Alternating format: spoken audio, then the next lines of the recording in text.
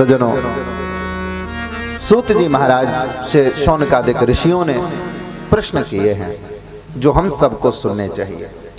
भागवत बहुत गंभीर विषय है और बहुत बड़ा सागर है। ऋषियों ने प्रश्न किया है जो प्रश्न हमको भी सुनने चाहिए और उनका ज्ञान होना चाहिए। सबसे पहले बात आती है, ऋषियों ने जो पूछा है कि महाराज को परमो धर्म, परम धर्म क्या है, कौन है?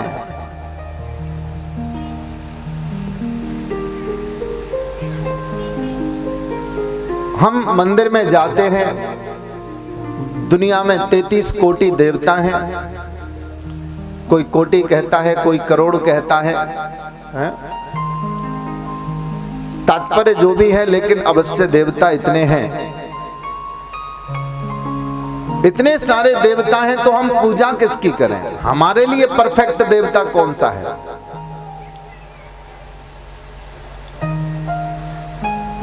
देवताओं में भी झगड़ा हो जाता है। किसी की घरवाली खो गई, परिक्रमा लगाने गया था वो महाराज, परिक्रमा अक्सर करके मेला ढेला जब लगते हैं तो कोई ना कोई खो जाता है। किसी की घरवाली खो गई तो वो बेचारा आदमी बड़ा परेशान है, जैसे तैसे तो शादी हुई थी और वो भी खो गई परिक्रमा में। तो वो आकर के रोने लगा, राम जी के मंदिर के पास में आ गया, प्रार्थना कर रहा है, हे राम जी मेरी पत्नी खो गई है, आप कृपा करो, मैं तो आपकी भक्ति करने आया था, कैसे भी करके मिल जाए। तो राम जी के पुजारी ने कहा, बोले देखो 11 किलो लड्डू का भोग लगाओ तो तुम्हारी पत्नी मिल जाएगी। तो वो लड्डू लेने के लिए भगत गया, बोले चलो कोई बात नहीं, 11 किलो लड्डू चढ़ा दूं, पत्नी तो मिल जाएगी। लड्डू लेकर के आ रहा था तो रास्ते में हनुमान जी का मंदिर मिल गया। हनुमान जी के पुजारी ने कहा, बोले भगत जी लड्डू लेके कहाँ जा रहे हो? बोले भैया पत्नी खो गई है, मैं भोग लगाने जा रहा हूं राम जी का। अरे भगत जी आप बड़े भोले हैं, श्री राम जी की भी जब पत्नी खो गई थी तो कौन ढूंढ के लाया था? अरे वो अपनी पत्नी नहीं ढूंढ पाए, आपकी क्या ढूंढेंगे? अगर कोई खो गया है और ढूंढने का काम कराना है तो हनुमान जी सबसे परफेक्ट देवता हैं। आप हनुमान जी का भोग लगाइए, देखो आपकी पत्नी को ढूंढ लाएंगे। भगत को भी लगा, बोले बात तो सही कह रहा है, बात में तो दम है इसकी, चल भैया मेरी पत्नी मिलनी चाहिए, हनुमान जी का भोग लगा दे। लड्डू हनुमान जी के मंदिर में पहुंचा दिए। अब भोग लगा के पुजारी जी ने कहा, जाओ 7 परिक्रमा करो हनुमान जी की। 1 परिक्रमा करी, 2 परिक्रमा करी, और परिक्रमा करते करते तीसरी चौथी परिक्रमा में ही महाराज देवी जी मिल गई। हाँ, देख करके कहा, अरे तू कहां से आ गई? मैं कितना परेशान था, तुझे ढूंढ ढूंढ के कहां चली गई थी? बोले क्या करूं, देखो मंदिर मिल गया तो दीपक जलाने के लिए आ गई। मैंने सोचा कि अब घर में तो मंदिर इतना बड़ा है नहीं, यहीं पूजा कर लूं, तो पूजा करी मैंने, परिक्रमा लगाई और आप मिल गए। भगत को विश्वास हो गया, सच में हनुमान जी ही सच्चे देवता हैं। अगर हनुमान जी की कृपा नहीं होती तो मेरी पत्नी भी नहीं मिलती। तो पूजा किसकी करें, कौन से देवता की पूजा करें? कोई कहता है राम जी बड़े हैं, कोई कहता है भोलेनाथ बड़े हैं, कोई कहता है हनुमान जी सबसे बड़े हैं, कोई कहता है देवी मैया बड़ी है। और अनेक अनेक पुराणों में, देवी पुराण पढ़िए महाराज आप, देवी भागवत कथा, देवी भागवत कथा में महिमा माता की है, जगत जननी जगदम्बा की है, जहां ब्रह्मा विष्णु महेश भी हाथ जोड़ करके मां जगदम्बा के चरणों में और प्रणति निवेदित करते हुए नजर आते हैं। तो उसको पढ़ने के बाद में, सुनने के बाद में ज्ञान होता है कि जगत जननी जगदम्बा जो शक्ति है वही सर्वोपरि है। लेकिन वो जगदम्बा भी लक्ष्मी के स्वरूप में नारायण के अंग संग विराजमान है, उनके चरणों की सेवा कर रही है। अब कौन बड़ा है?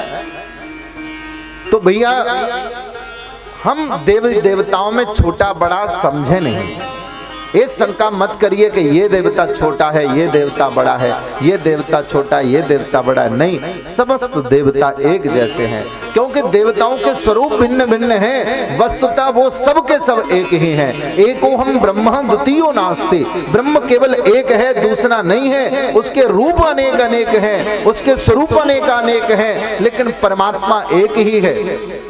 इसलिए आप उस एक ब्रह्म की उपासना करिए, वो ब्रह्म परमात्मा है।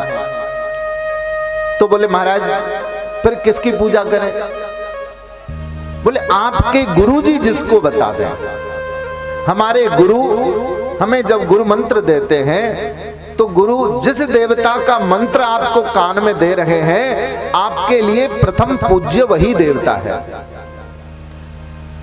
अगर राम जी का मंत्र मिलाए तो राम जी ही आपके लिए प्रथम पूज्य हैं। लेकिन राम जी का मंत्र मिलाए इसका मतलब ये नहीं है कि आप हनुमान जी को न माने, इसका मतलब ये नहीं है भोले बाबा को न माने, इसका मतलब ये नहीं कि कृष्ण को नहीं पूज सकते। नहीं, उनको भी प्रणाम करिए।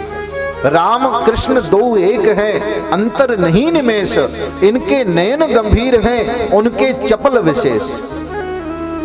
दोनों तत्व तो एक ही है। तुलसीदास जी महाराज जब श्रीधाम वृंदावन गए और जिद पर अड़ गए, भक्त की ये कट्टरता, बोले नहीं नहीं मैं तो राम जी को प्रणाम करूंगा।